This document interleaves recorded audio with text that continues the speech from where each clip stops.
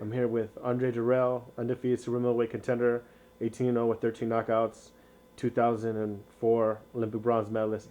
Andre, you're in Big Bear. Is this your first time training in Big Bear? Yeah, first time, man. Everything's lovely. Everything's going well, and I'm ready for action. And how much are you running? Are you running a lot right now? Yeah, I run. I run off now. I run and I do sprints. Mostly in the same day. But I get my runs in the morning, 3 to 4 miles, sometimes five. We're up in that high altitude. A lot of hills, so we knock it down a little bit. But then we go to the gym, work out, and we hit the track and do sprints or possibly leg exercises, but anything to get my legs strong. And you have you ever timed yourself at the mile? Do you know? Could you think you run a mile in 5 minutes? Um, I know I can. I know I can do it pretty close, if not five. Mm-hmm. I'm a fast runner, and if you Mm-hmm. put me on the track, then yeah, I probably pretty much could do it like probably like 5:46 minutes. I'm not too sure. I ain't did it Yeah, in a you pretty don't long do. time. So I never did it, never Yeah, tried it or timed it, and I don't like running on tracks. But since you brought it up, I think I'm gonna give it a try. yeah. Oh no, I was just curious because Yeah. Mark Castillo, the bantamweight, he was telling Mhm. me he was running 10 miles in 60 minutes. Oh man, that's But awesome. he's a 115 pounder, so it's a big. Yeah, it's a You difference right know, there. you're six No foot two running back. plus, maybe 6'3". Yeah. What And so we're over here. Do you follow the super middleweight? Are you a boxing fan? Do you like to follow the fights, man? Do you follow the history of the sport? I follow the fighters now, and I go back some ways, but no, I didn't really follow the history. Like when I was young, like I said, my grandfather made us do it. As Mm-hmm. kids, you wouldn't want to do it, but once I grew into it, yeah, I've always followed it. I've gotten heavy as far as following it in when I turned professional, but Mm-hmm. amateur, I didn't really follow professional too much. I didn't know which weight class I was going to be in. Yeah. No, it was okay. How old were you when you start fighting, Andre? I started fighting at probably like 8 years old, but I actually had my first fight at 11 or No. 10. Yeah.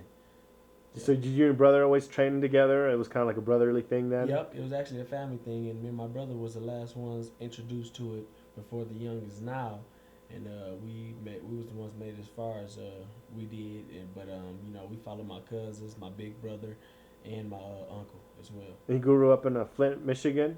Yep, Flint, Michigan. Yep. Okay. Yeah. No, yeah, they have a lot of boxing tradition over there. Chris Bird and. Yeah. We actually started training with the Birds. It was one of the first gyms I actually started boxing out of. Joe Bird's a nice guy, huh? Very nice guy, man. Very He's stand up small to guy. be a heavyweight. He used to fight Yeah, heavyweight. He yeah. fought. Him He and my fought Ernie grandfather Shavers. actually. What's up? Him and my grandfather actually fought Leon Lawson. They fought and he beat my grandfather. I believe that's my Oh, grandfather. really? Yup, started. Oh, professionally they fought. Yep. Oh, that's No, great. not professionally. Amateur. It was Okay. amateur. I believe it was one of the tournaments. I'm not too sure if it was the Golden Gloves or what, but they fought. But they became great friends.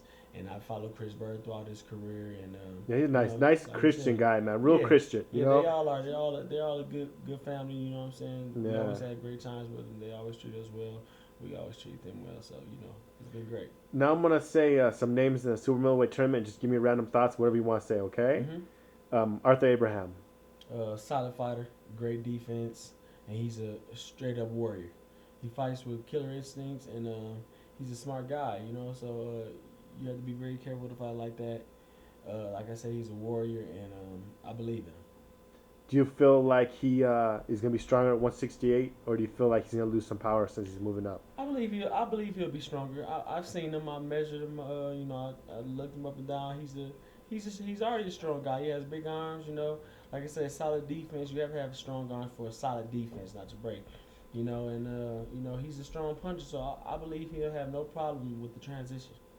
And Miguel Kessler. Very experienced fighter. He's been in there with the best of them. Hell of a fighter. Always keeps his composure. He can go a solid 12 rounds. He's just a very solid fighter all around, I believe. Jermaine Taylor. Strong fighter, warrior instinct, killer instinct.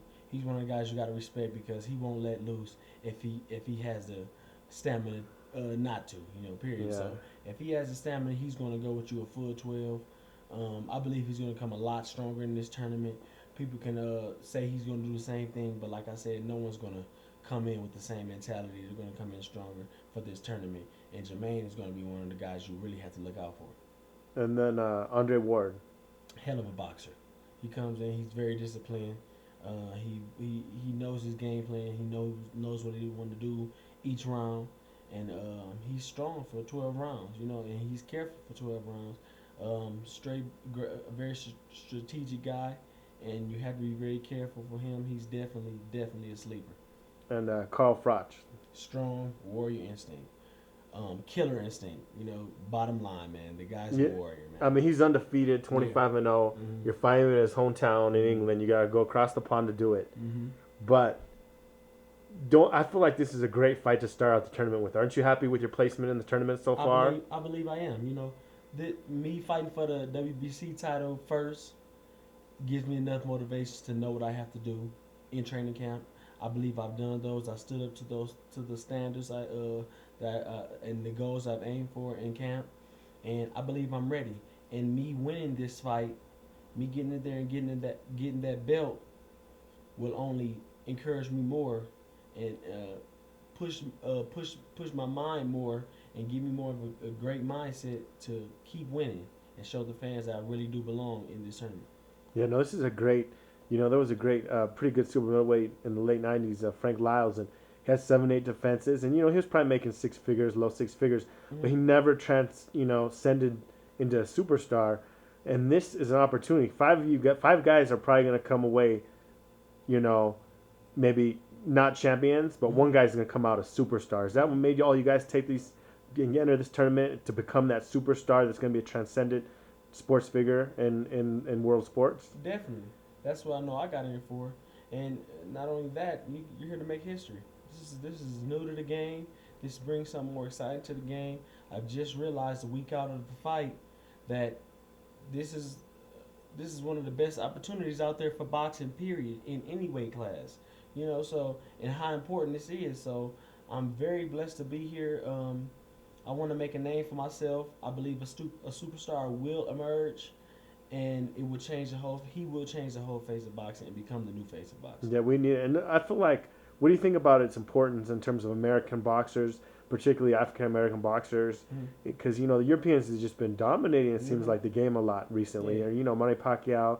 Do you think this is going to establish maybe you and Ward and American boxing as a powerhouse again? Yeah, I'm thinking this is what they're trying to do. Put the Americans up on the pedestal because, like I said, we have the skill. Andre Ward has the skill. I have the skill, and Jermaine Taylor has the skill. We're all Olympians. So what better fighters to put in the tournament than Olympians? Ones who already represented their country, and then you got to fight against 3 Europeans. So this is definitely going to put Americans on the pedestal. We can go up there and put out the effort and win these fights. So it's important for America. The Europeans are coming on strong, but I believe we'll make a change come this tournament. And not to look ahead. I mean, you're fighting for the championship. Mm-hmm. In someone's hometown. Not to look ahead, but what else might happen, Andre, is that Joe Kawasaki might be looking for a payday on this winner too Mm-hmm. after this tournament. Mm-hmm. Then that could be another super fight. I mean, whoever wins this thing, it's super fight and big money. Well, yeah, that's the big thing for me. You know, this is just going to put you up on the pedestal. This is going to make you a star, and this is going to only show that you have to prove yourself more. Because there's other great fighters out there in the super middleweight division. There's tough fighters out there, and there's more that want to prove themselves as well. So winning this, every fight from then on out could be a mega fight. Yeah, and no. it can put boxing on a whole new level. Yeah, I really think so, man. With the press Yeah. that is following this, and Yeah. I think that guy that if anyone can come out of this undefeated, I think they're pay-per-view star. Really, honestly, in my opinion, as a boxing, Yeah. guy. Yep. And I've just been asking a lot of people. I'm doing a list of insiders Mm-hmm. for picks for Pacquiao. I have about 20 of them right now, so you're gonna be like number 21. Who do you like, Pacquiao, Cotto, Andre? I love Pacquiao, man. He's great. He's fast on his feet. One of the fastest guys I've ever seen on his feet. And he's fast with his hands, and he knows how to get in there, get his punches off, and get out. He's matured over the years. When I first saw him box and started off, I didn't really care too much of him, but I did know he was a slick fighter. But all that moving and bouncing and getting in and out and knowing how to use your power as well, that's amazing. And he's a hell of a fighter, and I believe that he'll hand Cotto another loss this fight. Okay, man. One more thing I told Leon. You don't have to because there might be some hate mail coming in from some British fans. Mm-hmm. But do you have any email for fans that they could email you if they want to wish you good luck or send you comments? Do you like that or no? You can kind of like Yeah, private. no, I'll leave that out. I will do another interview with you guys if possible. I'm looking forward to it. After the fight, I'll give them. Oh, I'll give okay. them the email, but Yeah. not right Okay. now. Thanks for the interview. I Yep, appreciate it, Andre. Take care, appreciate you. man. Yep.